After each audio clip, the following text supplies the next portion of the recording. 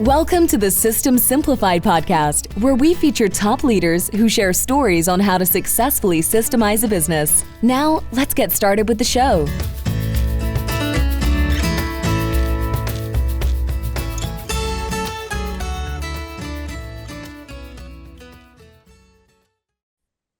Hello, Adi Klevit here, the host of the System Simplified podcast, where I feature top founders, entrepreneurs, and thought leaders about systematizing a business. And today's episode is being brought to you by Business Success Consulting Group, where we create, document, optimize, and implement processes and procedures so businesses can grow and thrive. And today's guest is a recurring guest. And the first episode we recorded was so good that I invited him to be here again. And that is Nick Loise. Hi, Nick. Addie, hi. How are you? It's so good to have this time together with you. You put a smile on my face. I mean, we just saw each other at an event together where you were speaking on stage, and you and your team were there. So we should give a shout out to the wealthy contractor who kind of put that event together. But I just love being in your orbit. You have such a positive vibe, and sometimes in business we need that. We need your shot of sunshine, and especially when I'm in Chicago and there hasn't been sun for many days. So great to be on this, and thank you. Well, you are very welcome, and the compliment goes back to you because I feel like we're in the same orbit. And yes, we should definitely acknowledge Adi and Brian Kaskavalchian from the Wealthy Contractor. I was just in that conference. It was amazing. And I did a great episode, 2 episodes actually with Adi. So I'm going to include it in the show notes. And I was also on Brian's podcast, and I'm going to be there again. So we'll include those in the show notes as well. And we got to give a big acknowledgement to 2 of the people that also we have in common, which is Iron Garlic and the one and only Jeremy Wise, who I've been acknowledging a lot because him and his business partner, John, are really responsible for me having this podcast that now we are over 500 episodes. Oh my. So, yeah. That's a number. It is. Jeremy, we can never say enough good things about him. He is the master connector. He's the master giver, right? I think he lives by that book, the good go giver, and just is really a well-connected guy and just a super guy. And John does a great job. I don't know him as well, but every time I run into him, he's a top shelf person.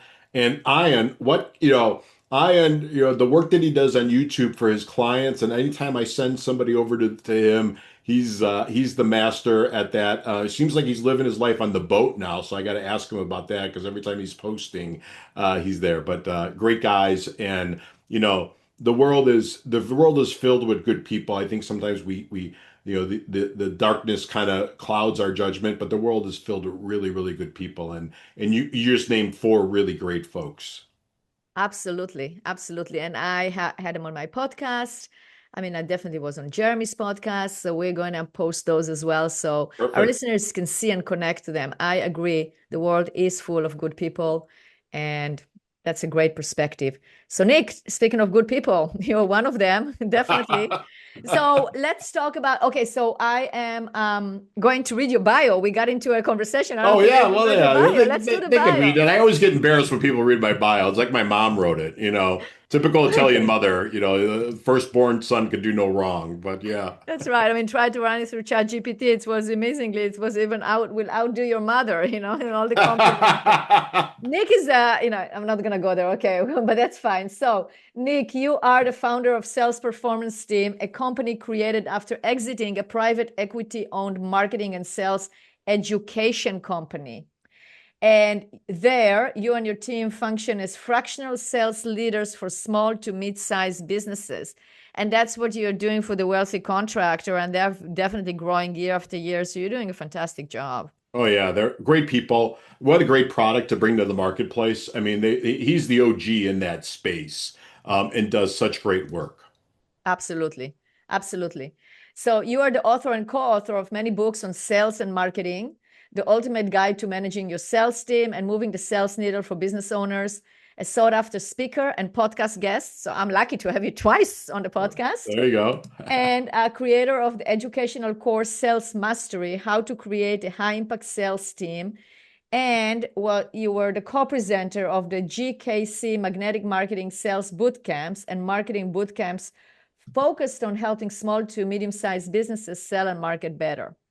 You also been an adjunct professor of marketing at North Park University in Chicago and Computer Science Institute. You know that we have that in common. I used to be an adjunct professor at instructor, I would say, at 3 different community colleges in Portland. So that's definitely, I love educating. That's a passion of mine. And you bring your passion for sales, marketing, small businesses, and entrepreneurship to work every day. So that's definitely unique. Well, I think I agree with you about educators. I love, and my kind of like my give back. My mom was a teacher, my sister is a teacher. I think it's just so much fun, especially, you learn from the students just as much as you teach them, right? And I'm just, a lot of times people get down on younger generations, but I'm just so impressed. Right. I'm so, yeah, there's slackers in every generation where our generation had them too. But their quest for knowledge, their desire to do good, their ability to construct and access to information is so much different than when I was at university and even getting my master's. So it's just a lot of fun to kind of see them grow. I don't do that enough, right? You kind of have to run your day job and do that, but it's something I enjoy doing whenever I get the chance to do that. Absolutely. But also on your day job, you're still educating people. That's what you Yeah, we do. try to, right? That's our motto, right? We learned it from Dan Kennedy, info first, right? So try to educate, do things like this, give speeches, write papers. We put as much as we can out there for folks. Because we want everybody to kind of have the knowledge that we get. Plus, I think when you're crystallizing your thoughts and writing thought pieces, right, or writing blog posts or being on podcasts like this, it forces you to up your game, right? So it's constantly what's available out there, what's going on out there. Certainly in this age of AI, right? If you're not focusing on it and learning it, you're going to be left behind. You're going to blink, and it's going to be a different world, right? The conversations we'll have today will be much different than we will a year from now, just from the onslaught of AI and the maturation of that, and really how people are using it to help with their systems and processes, right? And it's not going to take all the jobs, but it will take some. It will take some. Programmers' jobs and things like that. So I think it's a phenomenal time that we live, and what a great time to be an entrepreneur. It's just easier. I mean, think about how when we started, right, and now what you could do at the click of a mouse because of AI, because of all these different systems that we have and technologies that we have. It's just so much easier than when I first started my first business. Oh my gosh, I'm aging myself in 2006, but just my second business. It's just so much, the It rate of is. It adoption is. is easier. It's a completely different world. I'm curious to hear your opinion in terms of, okay, so some jobs will become irrelevant, and that is part of history because if you look all the way to, let's say, you take the knight in Middle Ages with the armor and the lance and all that. I mean, that is obsolete. I mean, at some point that was not needed anymore, and the people that could do it were not needed, and then they had to change to do something else.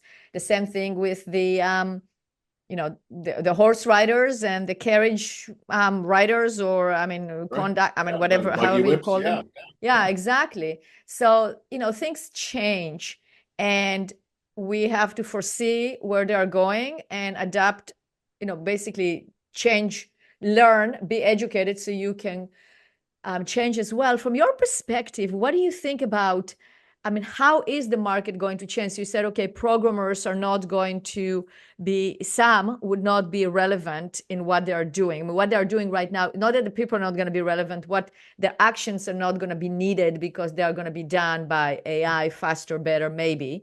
How do you see that changing? What would those people do, and how can they stay relevant? Well, I don't know about the programmers, right? Because I think, the one is they should be learning AI and how they could, how they could adopt it and how they could add it to their offering. If I think about the world I am in the most in, it's probably the marketing space, right? Mm-hmm. And the sales space, right? So kind of the top of the funnel, the messaging, the conversion to sale, the getting of a client, the lifetime value of a client. Right. So if you think about SEO search or Google search, that's going to be gone, right? And that's going to, it will become the yellow page, the white pages and the yellow pages, right? And most search will be happening in AI, to different AIs, whether it's ChatGPT or Claude or whichever one of choice, Grok. There's so many different versions. There will be some cleansing of the market, right? Right now, there's a lot of money being thrown at anything with AI at it. And so it kind of reminds me of you and I are old enough to remember the first dot-com bubble, right? So, it's not like it's going to go away, but there's not going to be the need for all of these, right? So we'll probably get down to one to two different services, or you'll have your suite of AI based on what you need, right? So Claude is kind of, if I talk to people from a writing perspective, everybody kind of says Claude is the one that they use. And Chat GPT is kind of like the IBM of the world, right? It's the original, it's the OG. But I think different ones will have different plays, and I think it's going to change the marketing world just immensely. Now, it's one thing I referenced was copywriting. You could tell when something is generated by AI, right? And so the question will be, will the consumer be okay with that? Or will they not? And so you're going to use Claude to kind of synthesize your notes and your thoughts, but you, as the copywriter, is still going to have to do some things to make it an emotionally appealing copy in an ad. That will be interesting to see what happens. I think if you're a salesperson and a sales manager and a business owner, kind of the space I spend a lot of time in, and your team isn't using AI to do research on clients or do research on competition or just get a flavor for what's going on in the marketplace, then you're doing a disservice to your team, right? You've got to be teaching them these are these tools and how to do this. That's probably more for the B2B sale, right? Versus the consumer sale, Right. or the longer Well, the consumer transaction. sales, you use AI. I mean, I got yesterday from the car dealership that we leased the car from.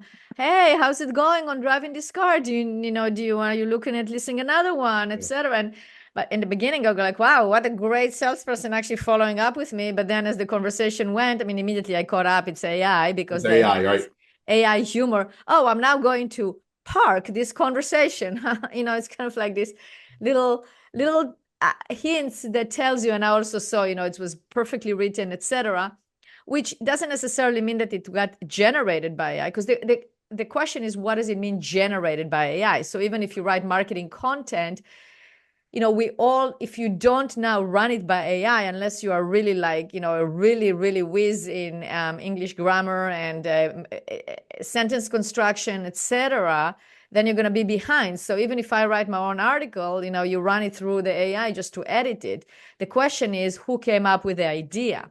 And Correct. that's what I see the difference. Like when I write my articles, I come up with my ideas. I might have a conversation back and forth with the AI in terms of interview me, ask me questions, let's do the research on this or find me the facts on that one, etc. But it's my thoughts, because I think that that's what differentiates us, right? I mean, we have the thoughts, we have the ideas, and then the final touches can be edited by AI. Yeah, I think you're spot on with that, right? And listen, we all have a tendency to be lazy, and I'm pointing a finger and I got four going back at me for those that are listening to this, right? So the key is to do exactly what you said, right?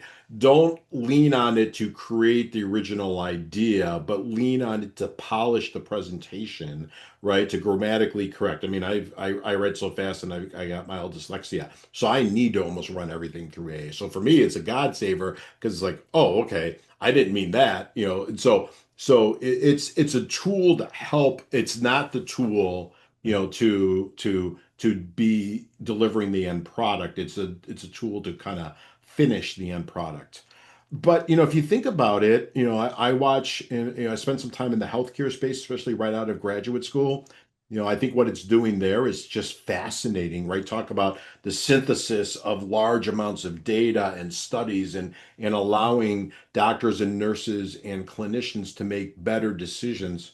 Amen. We all want that, right? What I get worried about is the hallucination, right? So sometimes you don't want to be, you don't want to, okay, yes, I know you're using AI, but have you verified that, there's no hallucinations in I the think that's the outcome? key is the verification. And I just wrote an article recently for Forbes. I'm part of Forbes Council, and it got published. It's where AI is helping us is really analyzing data, because we need data in order to think. Right. And the amount of we're going to make better, smarter, faster decisions if we have accurate data. And the data that we can accumulate due to AI is something that we were not able to do it anywhere else. It is the difference between, like, the jump between using, it's a very simple calculator to actually use. I remember, like, in Oh, school, yeah. the graphic Your calculator. HP 7150s, right? Or HP, the scientific one, and then That's in right, business exactly. school, The Texas Instrument, yeah, yeah, yeah, absolutely. So TIs, and I remember in business school, you had it, it was mandatory that you had the what it was called the HP, I think 7150, right? You programmed it into, and now the kids just are going to type it into Chat you GPT. just ask, I don't even type. You just Yeah, talk to right. it And and it'll say, just "Hey, what's the model?" So I think that's definitely something that is very helpful. But I definitely appreciate the viewpoint and use it, but use it in smartly, basically. Yeah, I think, so listen, like the work that you do, creating systems and processes and organization, you still need boots on the ground to be doing that, right? You have to have an intimate knowledge. Now, maybe what they could help is through your guidance, right, and your teaching and your coaching, they're going to have the framework and they could build models in ChatGPT so then they could just program it through. But I think the key is, you know, there's early adopters, right, in every technology, right? They're going through, they're gonna use it for everything, and maybe they're gonna overuse it. Then there's the kind of the middle, right? The people that will figure it out, and then there's going to be the laggards. And the laggards, if you're business owners and you're not using it, if you're in sales and marketing, you're not using it, if you're in certain industries where it's massive adoption, you're gonna be left behind, right? And that happens. And I think goes back to your great analogy in the beginning of in every industrialized period of the United States or just the world, people were left behind, industries were left behind, and those that were adaptable, right? It goes back to Darwin. It's the adaptable ones that survive will be constantly looking of way to improve it. Just reading an article by somebody. He's like, there's three types of business owners, right? There's like, okay, how do I use this to my advantage, right? That's the first kind of business owner. The second kind of business owner is saying, let me wait and see, but I know I got to be paying attention to it. And the third one is the one that puts their head in the sand and says, oh no, this is hopium and well, yeah, we all know how that's going to work out, right? And we all know Right. that how that's No, going to. exactly. And I think it's not really adapt, because adapting, meaning that you have to change you have to, something external is happening and then you have to change accordingly. But you can also look at it from the other viewpoint of those are tools that can help you, and how can you utilize those tools in order for you to be the catalyst of the change. You Yeah. see, instead of being the effect of, okay, so there is this change and now I have to jump on the train, it's kind of like, okay, let's guide the train in the right way to the right destination. Again, not putting the head in the sand and saying, oh, no, no, this train is going to go here to point B, where really it should go to point A. But you can use those tools in order to still have your goals, your passion, your dreams, but get there faster. And I think if you adapt that viewpoint, you feel much better also as an entrepreneur, because your dreams and your imagination is what counts, but then you're using those tools to propel you there. Yeah. It will be interesting to see certain industries that maybe are laggards and how fast will people that are using AI dominate that marketplace, right? So if you think about the trades, maybe they're laggards, right, of that. And there's probably a various levels of adoption to technology in just in general. And will those that are using it, will they rapidly be acquiring customers and grabbing market share and gobbling up the competition? We work with many businesses in the trades, and I'm really impressed on all the tools. I mean, they use tools, AI tools, to schedule, Yep. to follow up, to processing payments and sending invoices, etc. Obviously the AI not yet is not going to be able to go and repair your plumbing. I Yeah, mean, yeah, yeah. that will take a long. I mean, I think because you will need to build buildings that have it already um, integrated in them. But there is a lot of technology around scheduling, around marketing that is being implemented and make things better and faster, and that is the future. How much do you, but you work in those trades, and is there a gap, right? Are there like we talked about, the early adopters, the people that are using it, and then there are those that are just kind of stuck to, hey, I got a telephone number and I got a cell phone and I'm in my truck, right? And is that not a fair analogy, or there's a lot in the middle too, is my guess. But the fast early adopters are using the tech tools, the AI tools, the chat bots. Think about it. I mean, when's the last time we talked to people, right? We just immediately go to the chat bot on websites to book appointments and tell them Yeah. exactly what I have going on, and that probably has some intelligence where it routes me. And if I got a flood in my basement, that's going to get me to a live person much faster than if I just need my maintenance, right? So it's really is a fascinating. I think it's a fascinating time to be an entrepreneur in this day and It age. really is. It Yeah. really is. So yeah, but on the trades, because it's so prevalent now, and it's those the companies that are producing the AI products, there is like a flood of them Yeah. that it's definitely infiltrating into the the industry. And the people that we work with will be the people that are already thinking ahead. I Yeah, mean, they're they are they're yeah. entrepreneurs, they want the systems, they want the processes, so they also want the AI. Yeah, and they're in So masterminds, and the masterminds are sharing ideas, and that's is that the top 3%, right? Or the top 10%, I right? So think it's, there's honestly, I think it is evolving. It is definitely spreading out. that's So it's wonderful. I not, think it's great. yeah, Yeah. I think so too. I mean, you look at it at the Wealthy Contractor at a conference that we were Oh yeah, 500 people. Yeah. together. Yeah.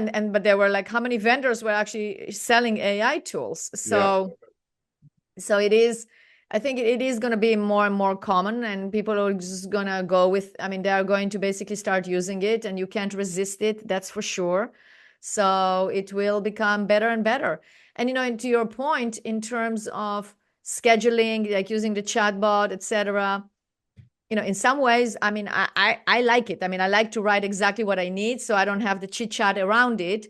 But sometimes when I do have a problem that I don't know, or I need to make a decision, or I want to use a human, it will be better. But I do expect that human is going to be, what I'm expecting is now expertise and certainty, because that's what we get used to from the AI. When you go to Chat GPT, even if it's hallucinating, it will be so right, and it will be so confident. Oh yes, you should do. You should do this, and do you want me to do this next? And I will do this. And yeah, you're absolutely right. So when you have that level of confidence, now as humans, we will have to also exude that confidence and have it, because if you're coming to me as an expert for advice, now you have this comparison of certainty that you cannot go, well, I think, and that it won't work, because you have this, the machine is so certain. You have to do so much research and have the knowledge and be on top of your game to have the same amount of certainty. That's a fascinating observation. It really is. I'm like, wow, that was spot on, because of the fact that we're used to a certain level of do this, do this, do this, do this, do this. If that doesn't work, then try this, and this from the AI chatbots. And if when we get to the human, so in the customer service realm, that human's got to be so up leveled, right? We Mhm. don't need as many of them, but those that we need are going to be the best of the best. And I'm not expecting when I ask for the operator and I get transferred to one, right, or a service rep and I get transferred one, I'm not expecting to get a call center where they just don't know what's going on, right? I'm expecting that's a fascinating observation and it's spot on. When you were going through that, I'm like, oh, that's just really, It really, is, it is. And I think that and is really the change because yeah, I'll give you an example. I was talking to someone last week, a financial advisor, and I asked a question and I said, well, they didn't have all the answers. Immediately I go, okay, I'm gonna go before I even move forward here, I'm gonna go to ChatGPT and ask all the questions and get all the answers. right. Whereas if that person would say, okay, it's like this, and this, I go, okay, fine. I don't need to then go to ChatGPT and question. I don't have time to do both. But to the degree that we as professionals and as trusted advisors do not have the answers, even if I don't have the answer, the difference is I'm not going to hallucinate and just invent something. I would say, okay, we'll do the research. We'll come back to you with the best options. So then you have that certainty that I will come back. I will do my research. I will do my research. I'll come back to you with the options and my recommendation and why. But I think that this is a new world where it will eliminate that mediocrity or I don't know, or I can't, Yeah. or, can make a decision because you will go into the AI and you will just get it right away with certainty. The gap will be huge, right? Of those that can provide and those that provide systems and processes, right? And say, okay, here's our playbook. And yeah, we're going to use GPT to enhance levels of our playbook, but there's still a level of expertise and intelligence that we can never program into AI that you need to come to that. And That then is there's so true. yeah. And then there's going to be the folks that are like, well, that shouldn't be in the industry anyway, but they're there, right? They're going to wash themselves out. And either it's going to be, you just feel bad for the people that they're serving because of the fact that they're not getting the best in show practices or, kind of the most up-to-date thinking. But yeah, I mean, I Agree. think about this all the time, and it's just a fascinating, like we talked about, it's just fascinating. And I think, and I'm gonna paraphrase what you said when I'm with clients. One is I'll give you credit for it because it was so smart, and they're gonna know it didn't come from me, it came from you. But I think it's not just customer service reps.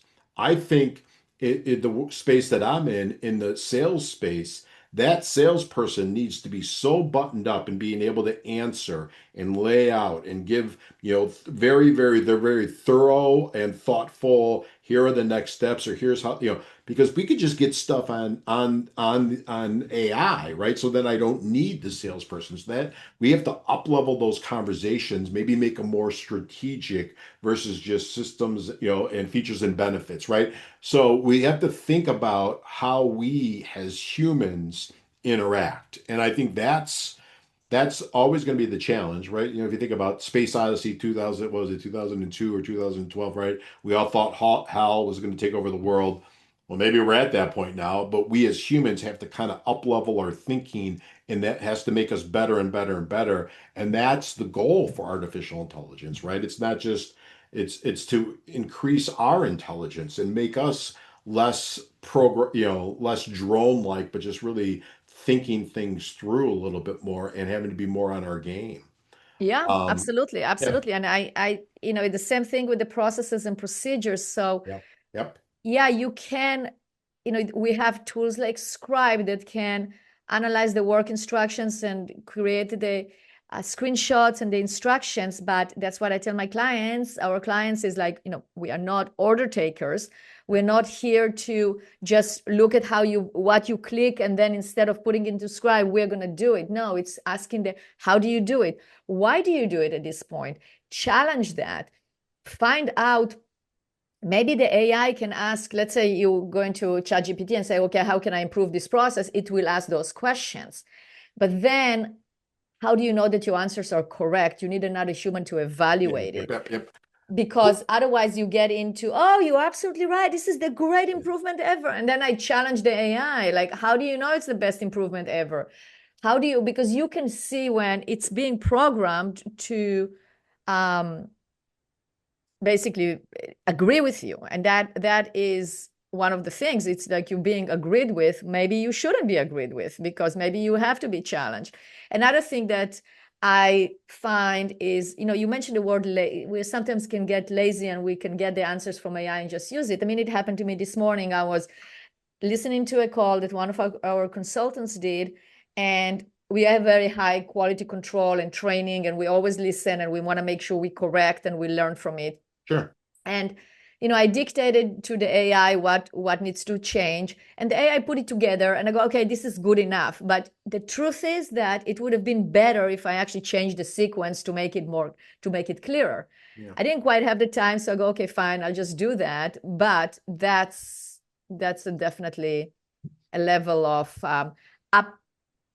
upscaling and getting our game up and better. So that's amazing. Well, if you think about the work that you do and I do, but the work that you do specifically, which is systems and processes, and I think every business owner needs them, right? And the work you do is critical. And I think from day one, they should be thinking that way. But you don't just create the systems and process and put them in an electronic binder and say, okay, you're done for life. Those have to be constantly looked at and updated and improved upon and saying, okay, that made sense 3 months ago, 6 months ago, a year ago, but it doesn't make sense now because there's nuances of, how we do things or things will change. And so you constantly are going to need the human element. And I kind of think of it as the BS filter. Okay, what's really true on this, and really is there nuance to it? And you think about call recordings, right? You're doing a great job. A lot of people don't even do that quality control. I do a lot of that for our clients. And yeah, you could say, well, you just dump it into AI. But there's nuances that you could see when you listen to a call, right? You could hear the customer kind of stuttering or thinking things through, right? Or the salesperson, worse, stuttering and not getting the words out articulate. So therefore they're losing a level of positioning because of the fact that it comes across like they don't know what they're talking about, right?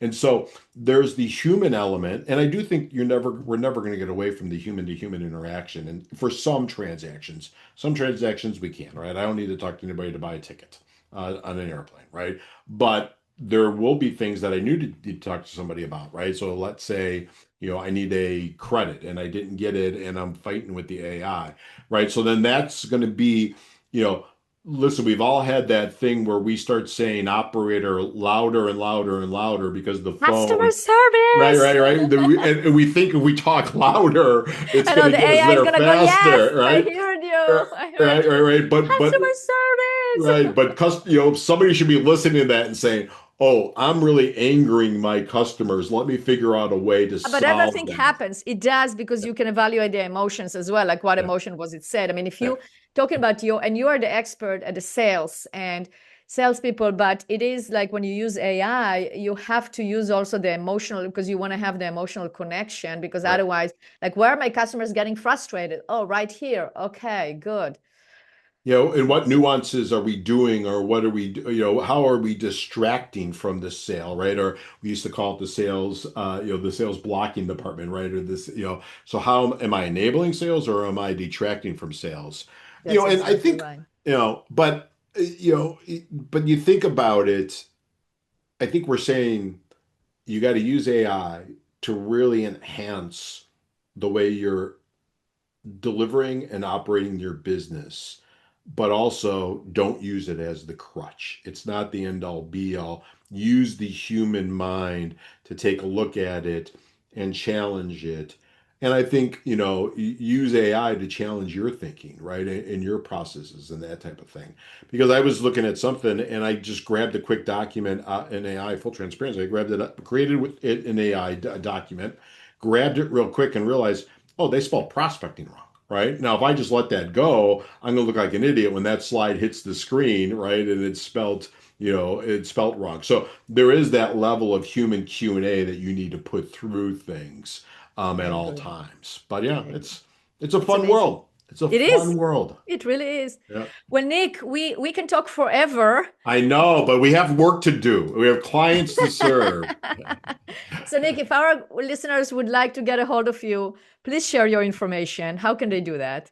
Great. I appreciate that. So, it's Nicholas Loise. I could be found at LinkedIn, where it's my full name, Nicholas or I think it's also Nick Loise. You could email me at nick@salesperformanceteam.com. You could go on salesperformanceteam.com. You could probably chat me, and you could find me there at where we're at. We also have another company, which is your sales recruiter, right? So if you need some recruiting work done, we have a sister company for that. But I'm on the socials, right? Facebook, Instagram too. So I'm pretty easy to find. Fantastic. And I definitely recommend to our listeners to find Nick and his books too. Read his books. So awesome. Nick, thank you so much. I have an inkling, a suspicion that you're going to be here the third time because our conversations are amazing.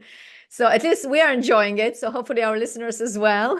Perfect. Well, I appreciate it. And I've learned, whenever I'm with you, I learn so much. And so it's an honor for me to be in your orbit and learn from the good work that you're doing. You make me think processes and systems, which I think is your life's work. So I appreciate that. Thank you.